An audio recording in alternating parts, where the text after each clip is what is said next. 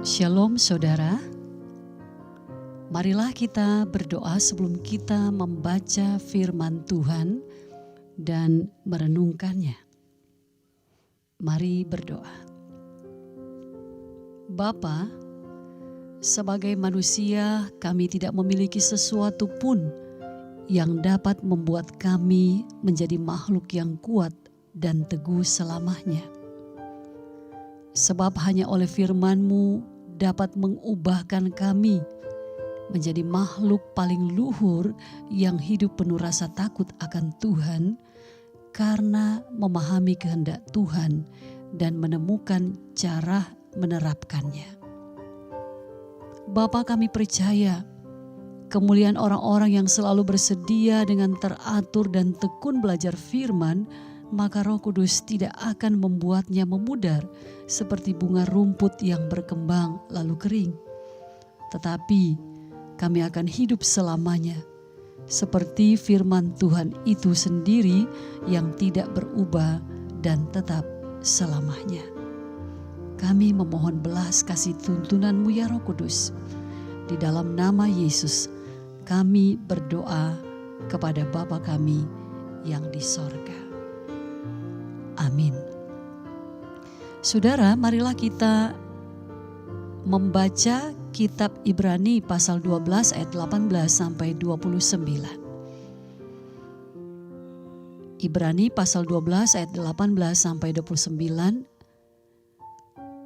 Sebab kamu tidak datang kepada gunung yang dapat disentuh dan api yang menyala-nyala, kepada kegelapan dan angin badai, kepada bunyi sangkakala dan bunyi suara yang membuat mereka yang mendengarnya memohon supaya jangan lagi berbicara kepada mereka.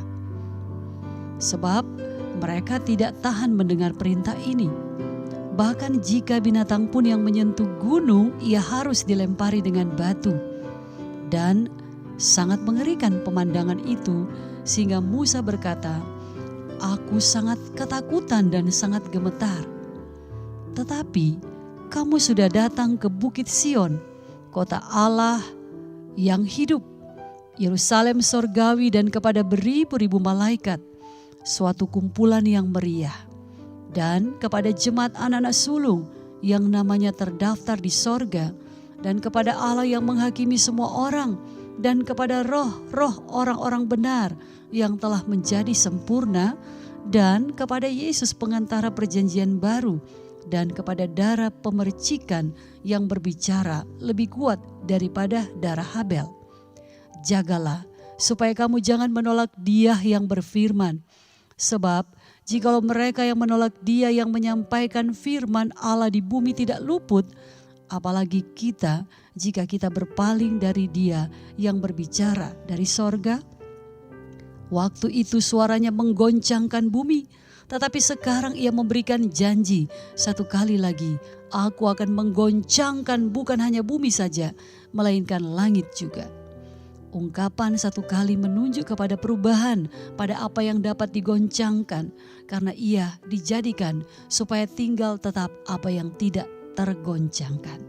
Jadi, karena kita menerima kerajaan yang tidak tergoncangkan, marilah kita mengucap syukur dan beribadah kepada Allah menurut cara yang berkenan kepadanya dengan hormat dan takut. Sebab Allah kita adalah api yang menghanguskan. Saudara, kita tentu mengenal pohon cemara.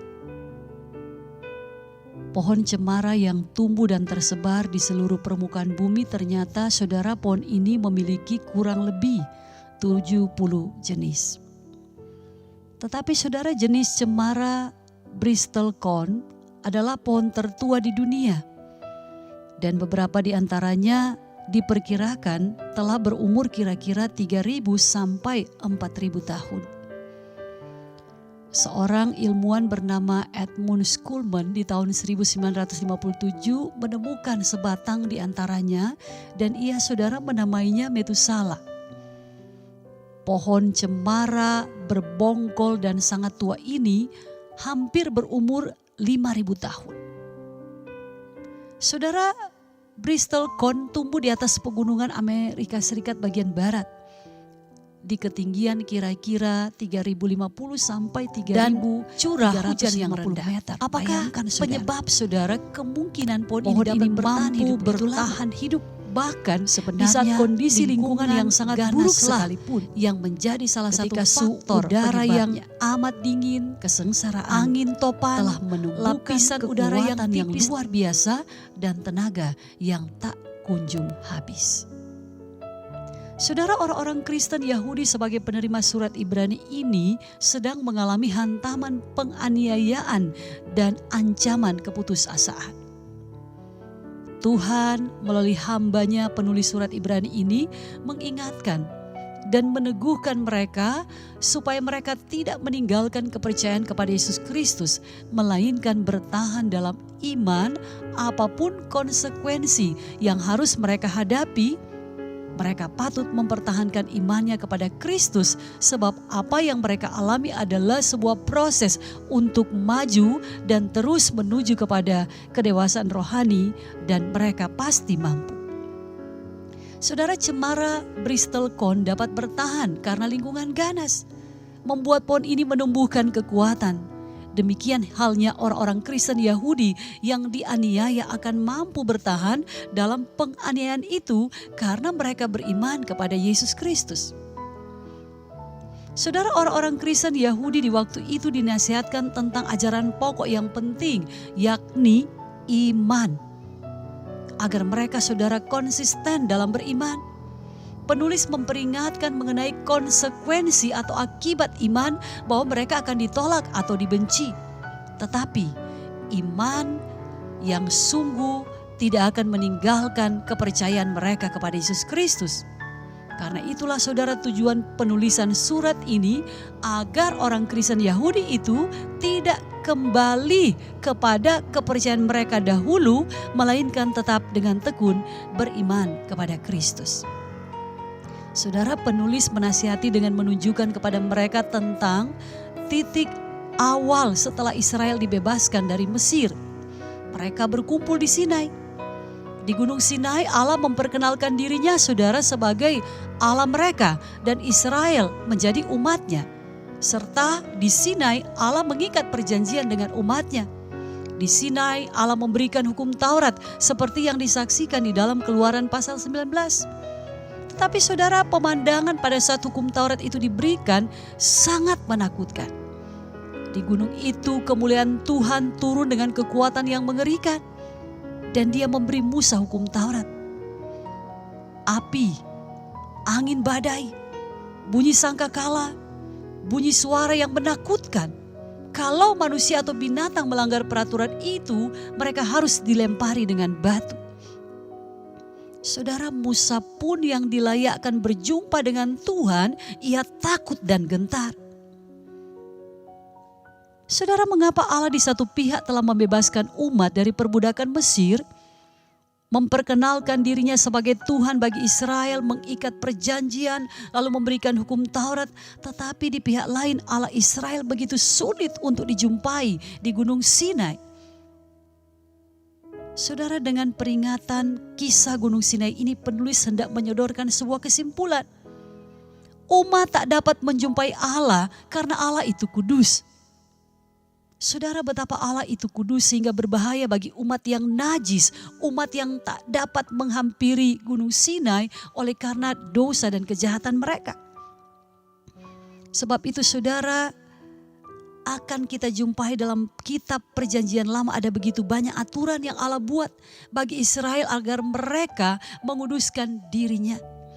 Tetapi itulah aturan yang memang pantas bagi umat yang keras kepala dan degil untuk menegakkan keadilan Allah yang ketat dan hebat itu.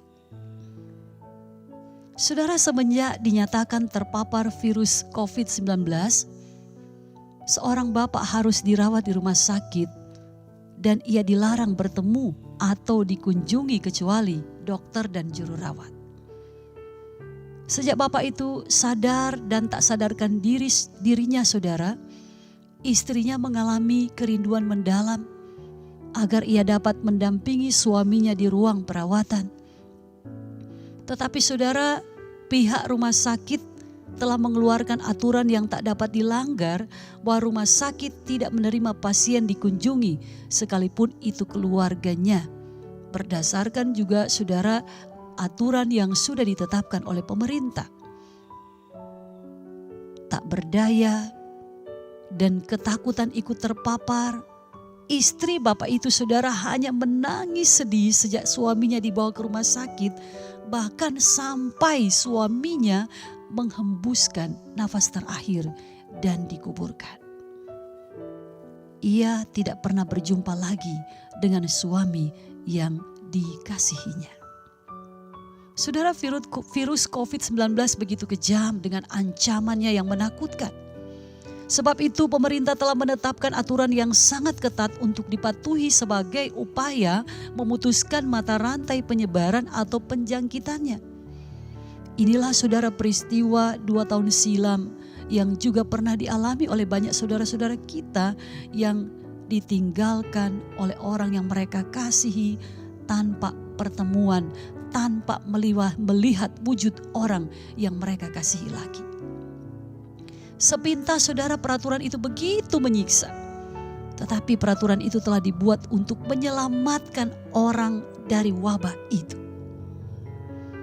Saudara, mungkin kita pun merasa sepertinya perintah, aturan, hukum Tuhan begitu menyiksa. Tetapi sebagaimana peraturan di Gunung Sinai untuk kebaikan umat supaya tidak mengalami hukuman bahkan kematian, demikian pula anak-anak Tuhan diingatkan untuk mematuhi kehendak Tuhan demi kebaikan hidup kita sendiri. Sebab tujuan hidup anak-anak Tuhan adalah menyenangkan hati Tuhan dengan melakukan apa yang menjadi kehendak Tuhan. Allah yang kita imani adalah Allah yang kudus, saudara. Ada tujuan dengan menjalankan perintah-perintahnya. Tuhan ingin agar saudara dan saya hidup di dalam kekudusan. Apapun situasinya, patuhi perintah Tuhan demi kebaikan kita sendiri. Saudara, kita harus dengan penuh ketaatan dan kesetiaan melaksanakan perintah-perintah Tuhan. Selanjutnya penulis memperingatkan, tetapi kamu sudah datang ke Bukit Sion dan kota Allah yang hidup, yaitu Yerusalem.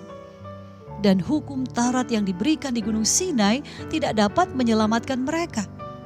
Tetapi sekarang di Bukit Sion melalui Yesus Kristus Sang Perantara, umat yang najis, umat yang jahat dan berdosa telah diperdamaikan dengan Bapa melalui darah percikan Yesus Kristus yang menjamin hal-hal yang jauh lebih baik daripada yang dijamin oleh darah Habel, yakni melalui orang-orang percaya yang sedang mengalami penganiayaan dimungkinkan menerima pemenuhan perjanjian kekal bahwa mereka telah datang ke Bukit Sion dan kota Allah yang hidup, yaitu Yerusalem yang di surga dengan beribu-ribu malaikatnya. Saudara, penulis menjelaskan bahwa orang-orang percaya dapat mengikuti suatu pertemuan yang meriah. Pertemuan anak-anak sulung Allah yang nama-namanya terdaftar di dalam sorga. Orang-orang percaya dapat datang menghadap Allah, hakim seluruh umat manusia. Menghadapi roh-roh orang-orang baik yang sudah dijadikan sempurna. Datang menghadap Yesus, pengantara untuk perjanjian yang baru. Saudara, ini adalah suatu penggambaran tentang kehidupan umat yang sekarang ini tanpa lagi ada rasa takut dan gentar untuk menghadap Allah bila dibandingkan dengan umat di Gunung Sinai yang penuh dengan kegentaran dan ketakutan. Saudara, pagi hari yang cerah, pihak kerajaan mengumumkan bahwa raja yang baru dinobatkan sebagai pemimpin kerajaan telah membuat aturan baru bahwa mulai sekarang ini pintu istana raja akan selalu terbuka untuk umum. Memang sebelumnya yang dapat memasuki istana hanyalah tamu besar raja atau petinggi kerajaan. Saudara, rakyat menyambut pengumuman itu dengan sorakan karena sebelumnya tidak ada seorang pun dari mereka, saudara, yang diperbolehkan menginjakkan kakinya di istana. Sayangnya pengumuman ini justru mendatangkan kesedihan bagi seorang gadis muda yang miskin itu. Penyebabnya saudara, sekalipun pihak kerajaan telah membuka lebar kunjungan rakyat istana, ia tetap tak dapat menginjakan kakinya di istana megah itu karena saudara, ia tidak mempunyai pakaian yang bagus untuk dipakainya bila mengunjungi istana itu nanti. Pasti saudara, ia akan dihukum bila pakaiannya mengganggu pemandangan raja. Gadis itu saudara takut dan sedih. Tetapi saudara, pihak istana akhirnya menegaskan bahwa tidak ada aturan dengan pakaian apa yang harus digunakan sebagai syarat mengunjungi istana.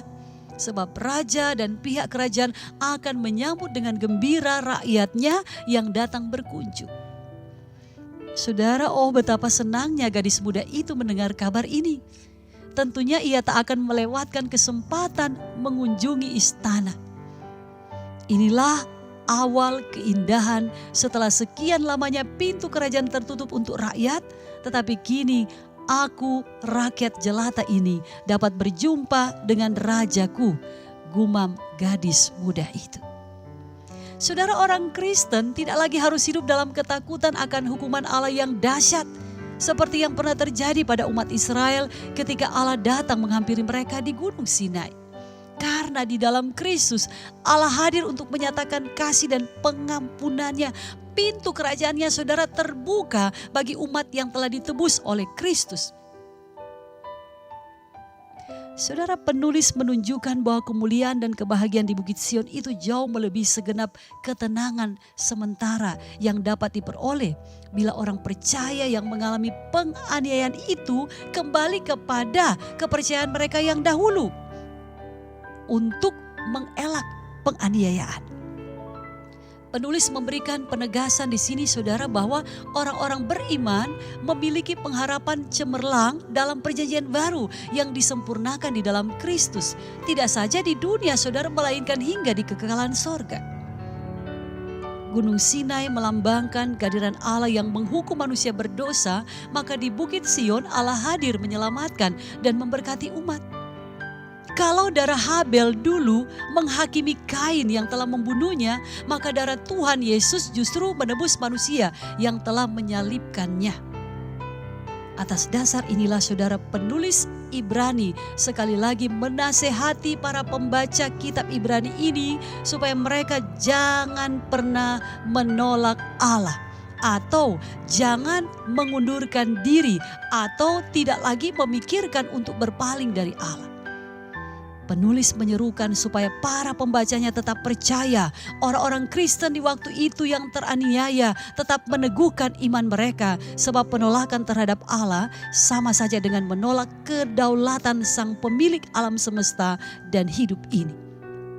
Sebaliknya, mereka harus sujud menyembah Dia, melayaninya dengan penuh ucapan syukur di tengah keadaan yang terhimpit itu. Saudara, Tuhan berharap para pembaca kitab Ibrani ini dapat merenungkan kebenaran yang diajarkan ini dan dapat menangkap inti ajaran ini dengan baik.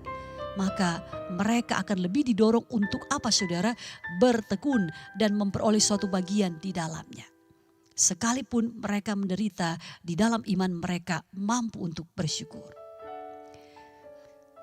Seorang remaja pada usia 16 tahun dipaksa menikah saudara dengan pria kaya yang cacat berusia 22 tahun.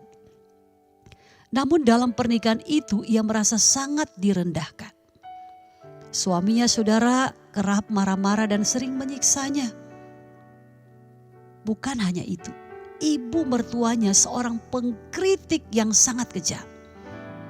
Bahkan juga pembantunya pun ikut-ikutan saudara merendahkan dia. Meski telah berusaha keras membaktikan diri kepada suami dan keluarganya saudara, wanita ini tetap dikecam dengan kejam. Ia dilarang ke gereja oleh suaminya.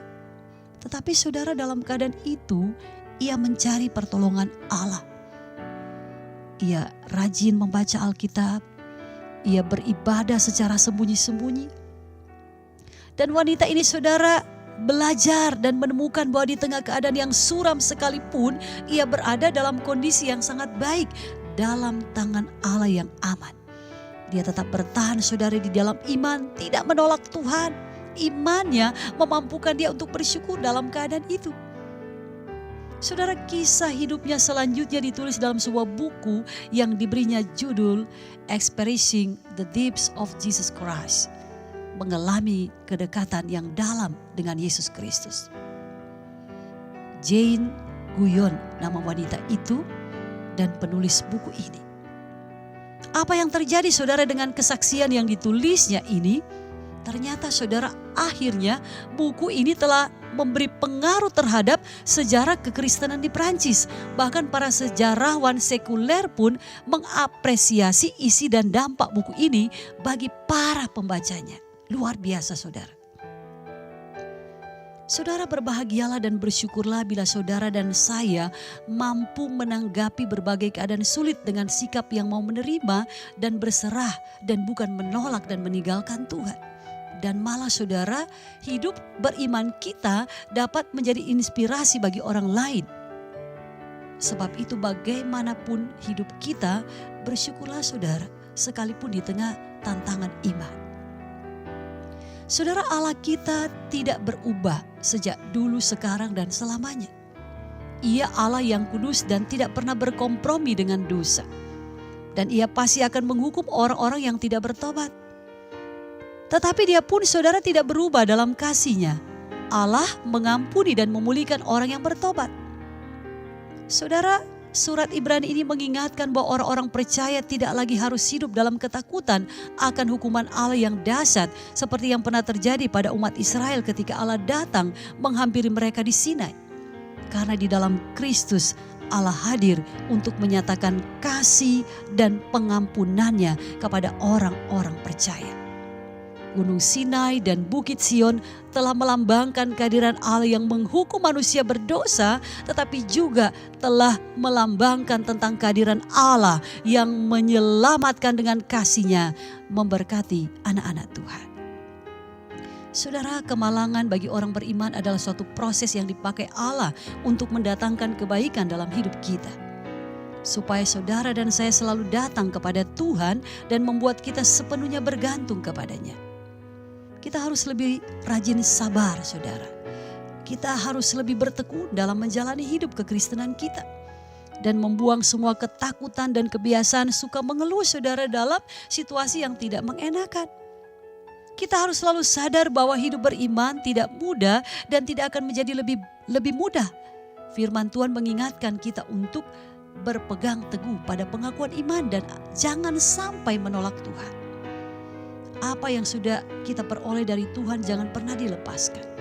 Mengucap syukurlah sekalipun dalam keadaan yang tidak menyenangkan. Memang saudara adalah mudah untuk bersyukur ketika saya dan saudara mengalami kehidupan yang tampaknya sesuai dengan keinginan kita. Tetapi bagaimana dengan masa-masa ketika apa yang kita harapkan tampaknya jauh dari jangkauan kita? Kita harus ingat saudara bahwa anugerah terbesar yang sudah kita terima adalah karya keselamatan lewat penyaliban Yesus yang menebus kita dari dosa. Sebab itulah seharusnya kita bersyukur atas karunia yang besar ini bahwa setiap orang percaya, saudara dan saya meyakini nama-nama kita pun tertulis dalam kitab kehidupan dan memperoleh keselamatan kekal ini. Sebab itu hendaklah kita mengucap syukur karena telah dilepaskan dari ancaman maut dan beroleh hidup yang kekal bersama dengan Allah.